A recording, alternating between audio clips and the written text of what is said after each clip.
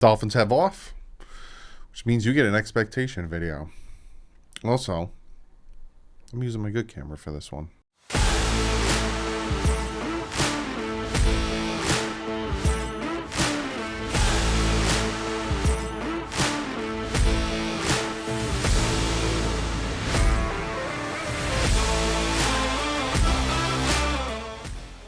What is up, fans? Yeah, I'm using the good camera for this one. Normally I use the webcam, especially if I want to show you things, react to videos and stuff.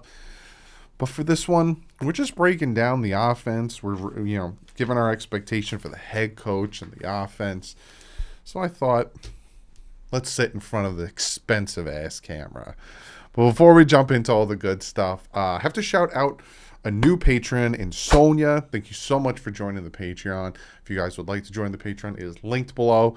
Also, if you want to be a member, you just hit that join button next to the subscribe button. Also, have to shout out the Fish Tank. They have a new episode out. If you guys remember, I got to sit down and talk with OJ and Seth, and they gave us a little teaser, and the episode for Tim Bowens is officially out. I will link it below. They are on Spotify and Apple. Go check them out. It is a fantastic conversation with the big man, Tim Bowens. I'm telling you, if you haven't subscribed or followed them, fantastic podcast. And the stories that they talk to with former, current, like they talk to Landon Roberts, they talk to Tua Tagovailoa, they talk to Mike McDaniel. But then they also have talked to Greg Camarillo. They've talked to Ricky. Be sure to go follow them and subscribe wherever their podcast is. So, without further ado, we're going to jump into this. Then I'm going to get to one of you guys' comments of the day. I haven't done a comment of the day in a hot minute because I've been busy with training camp. It's a good busy, but I'm still doing comment of the day. One person was like, wow, so many people here are like self-righteous or whatever saying comment of the day, not realizing that they do that so I can pick their comment for a comment of the day. But I initially was just going to do Mike McDaniel expectation, then I was going to do the offense and the defense, and then I was going to do the whole team expectation. But the more I thought about it, my thought process is I'm going to do Mike McDaniel and the offense, and then I'm going to do the defense's expectation, and I'm going to give you the team's expectation when I give you my record prediction. And that record prediction video always comes out every year, the Monday before the season kicks off. So the Thursday that they kick off, I think it is the Bills and the Rams. Yeah, I think that's what the game is. That Monday is going to be my record prediction, and I'm going to give you my expectation on what going into the season, how this team's going to look. But we're going to do Mike McDaniel and the offense because he's kind of running the offense. Last year, the last couple of years, it was Brian Flores kind of running the defense, and the offense really fell apart. Now it's going to be Mike McDaniel running the offense. Now, Mike McDaniel was the offensive coordinator of the San Francisco 49ers last year. There's this whole thing of, did he get to call plays? Did he not get to call plays? Shanahan said that, we all work together. He did call plays sometimes. I call plays sometimes. Mike McDaniel's on the record for saying, why would I take it? It's, who cares at this point? Because there's look at Harbaugh, right, of the Ravens. He was a special teams coach before he took the head coaching job there. He's got them a Super Bowl. They've been consistent winners for how long? Who cares? You always got to start somewhere, right? Am I saying that Mike McDaniel's going to be like Harbaugh? Am I saying like Mike McDaniel's the next Don Shula? No, I don't know what the flip Mike McDaniel's going to do. I've talked about this when the Dolphins hired him. I keep my expectations low. I'd rather be surprised than let down. So there's that, right? He was the run game coordinator for the 49ers in 2017 to 2020. Then he got promoted to offense coordinator. He's been with Kyle Shanahan for, 10 years? Obviously for a reason. In 2018, the 49ers went 4-12, but he still had the offense as the 13th best run offense. In 2019, they went 13-3. They went to that Super Bowl. He had the second best run game. And in 2020, they went 6-10. He still had the 15th best run game. So he's been pretty average when it comes to his run game and getting that all together. Now, for my expectation of Mike McDaniel, right? He's a new head coach. He's obviously brand spanking new. He's going in with one of the worst offensive lines, and I'm talking about that. I have stats on stats on stats for you guys, breaking down how bad the Miami Dolphins offensive line was last year. And I have caveats because a lot of people want to compare it and talk about things. I have comparisons. I'm going to talk about that, the wide receivers and the running game, when I talk about the offense and my expectation going into 2022. So Mike McDaniel's coming in, and the offense wasn't good, right? 17th ranked in pass, 30th ranked in rush. It wasn't that good. So to have high expectations, right, for me to come in and say, he's got to do this and he's a genius, and that is just not smart. I want a solid offensive, game plan. I want solid offensive output.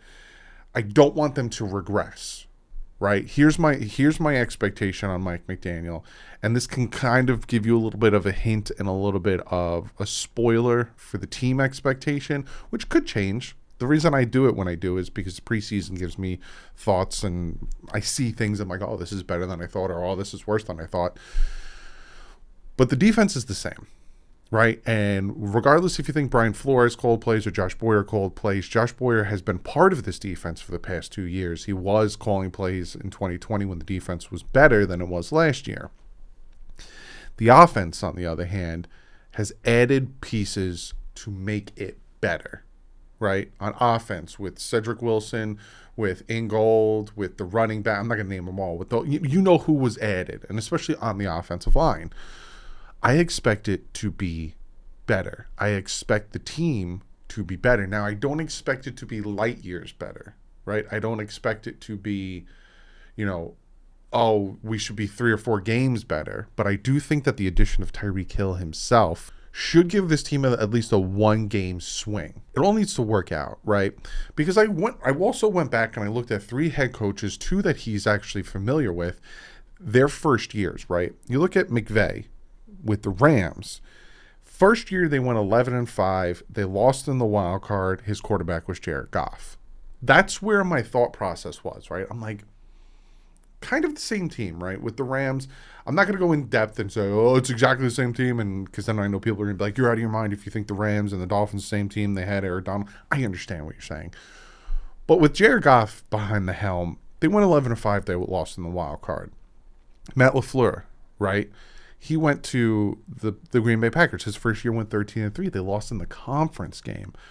He had Aaron Rodgers as his quarterback, though, so that's a whole different world. Having an elite future Hall of Famer as your quarterback really does mask a few things.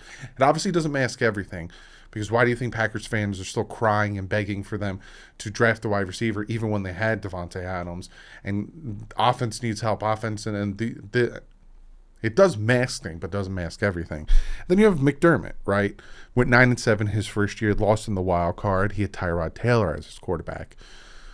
So I expect a little bit better, right? That's my expectation of Mike McDaniel. I'm expecting all of these good things I'm hearing from his team, his ex-teammates, from the media pundits, from his colleagues and stuff.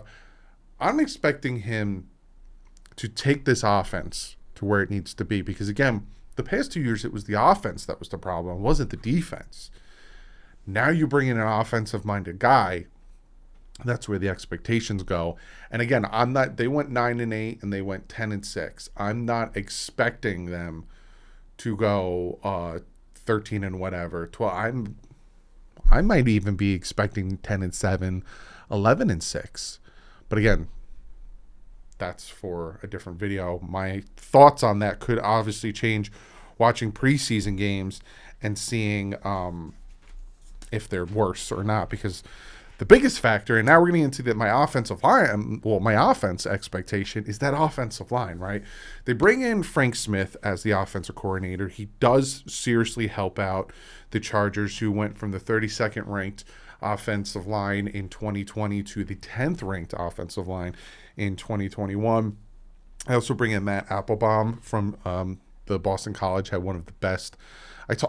I rave about these two guys. Had one of the best offensive lines in the nation last year in college. And they also bring in Darrell Bevell, a quarterbacks coach / offensive coordinator who has worked with some fantastic quarterbacks to help build around this team. Now, again, I'm going to give you some stats. The offense, again, 17th ranked in the pass, 30th ranked in the rush, 22nd ranked in points for, 25th ranked in yards. Here's a stat that blew me away. I was not expecting this. One of you guys on Twitter, I think it was, or here in the comments section, asked me for this stat. Because a big knock on Tua that I hear from some people, and this isn't even haters. These are just guys who are like, this worries me, or that it's skeptics, right? Or whatever you want to, logical people. They're not haters. The thing that some people are worried is that the offense gets off the field too many times, and they think it has to equate to Tua, right? But I found this out. I looked up this stat because I wanted to give you all the stats on the offense last year. When it comes down to third down conversion percentage, the Miami Dolphins are 40.8%. That is 13th ranked. They're not that bad at converting third downs. They're actually above average by a little bit. I think the average is like 16th because there's 32 teams. Yeah. They're about 3 teams above average on third down conversion rate. They're not that bad at getting off the field or staying on the field and hurting their defense. 40.8%, 13th ranked. So a lot of it had to do with the rushing, the points, the yards were bad. The passing and the third down conversion rate, average, right? One team below average on the passing at 17th ranked. That 13th ranked in the third down conversion percentage just blew me away. I was not expecting that. But now we're going to talk about the offensive line. We're going to talk about the wide receiver. We're going to talk about the run game. And then I'm going to give you my expectations for this offense going into the 2022 season. So PFF ranked the Miami Dolphins offensive line 32nd.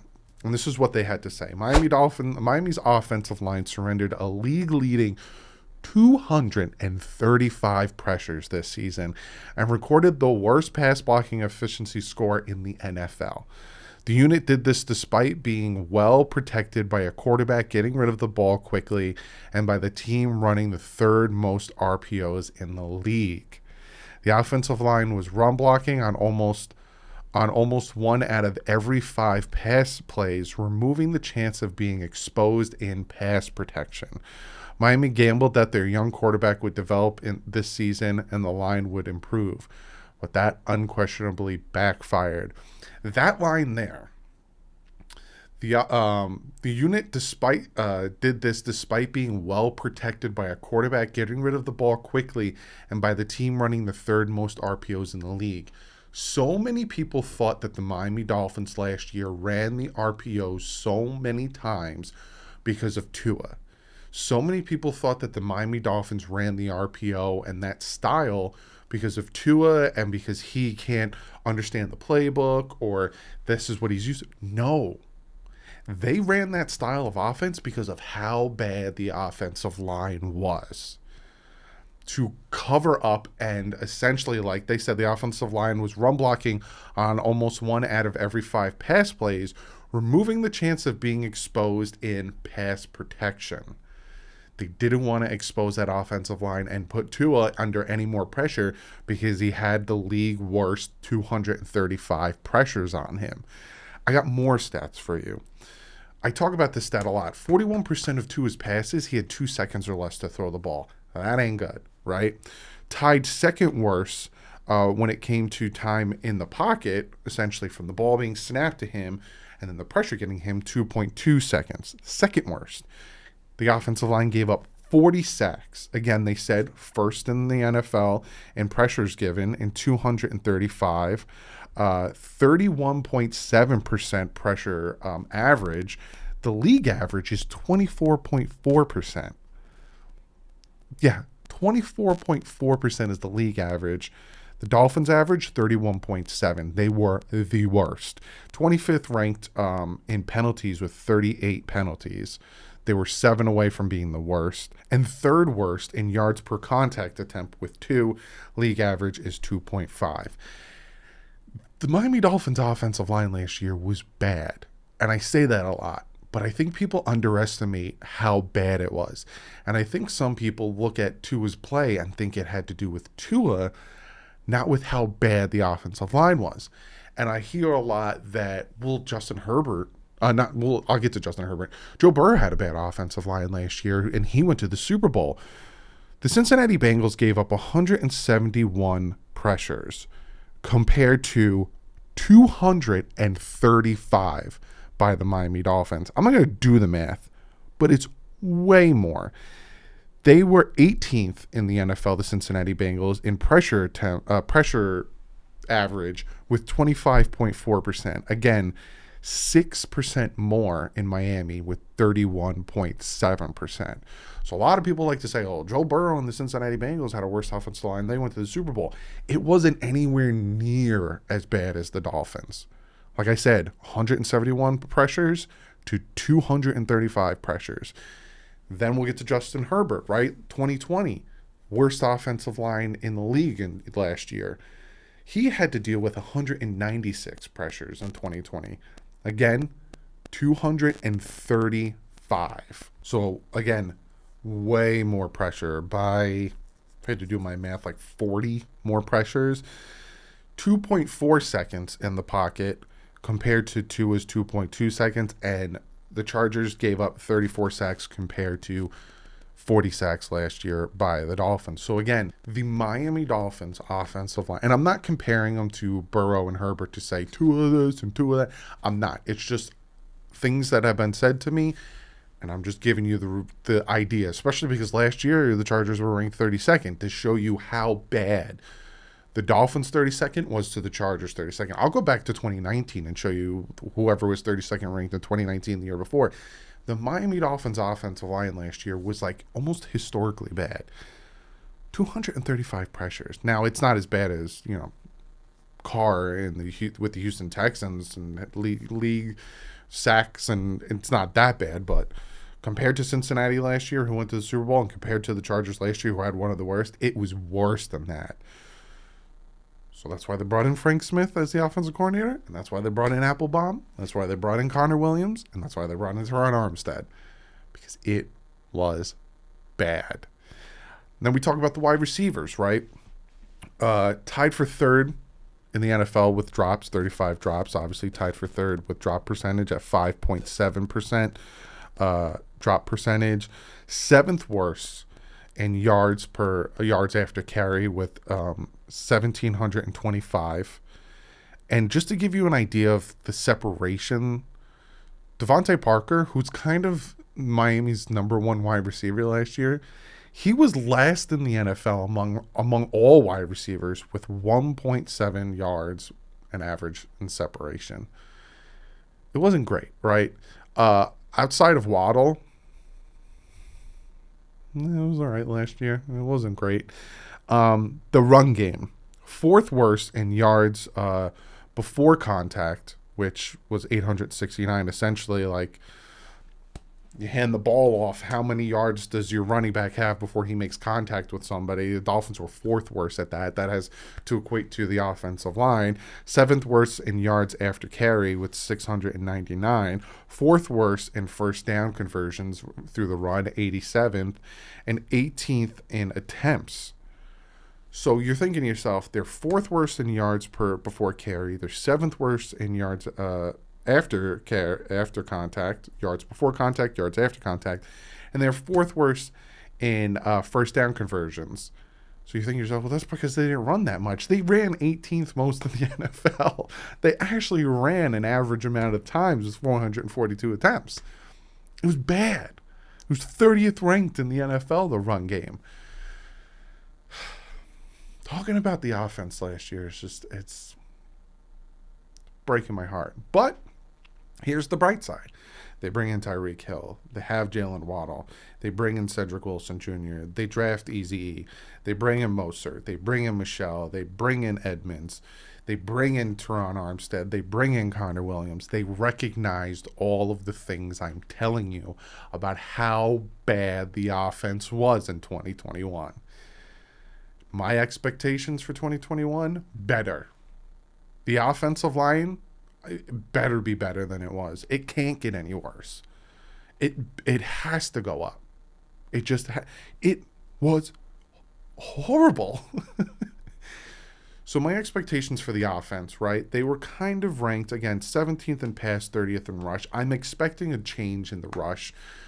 expectation, I'd like to see them around 15th in rush, probably around 15th, 14th in pass, but it might be flipped depending on how the offense is being run, because this is kind of a run-first offense. So if it was like 15th in rush and 17th in pass, I'd be happy with that. I can't remember the last time the Dolphins had a top 10 offense, maybe even top 15 offense in the NFL, maybe 2016. So give me average, right? I don't need spectacular, especially if the defense continues to be as dominant as it was. I don't need the best. I don't need top 10. Just give me an average 15 rush, 17 pass. Wide receivers, I'm not worried about the wide receivers anymore. Last year, my biggest worry was wide receivers and offensive line.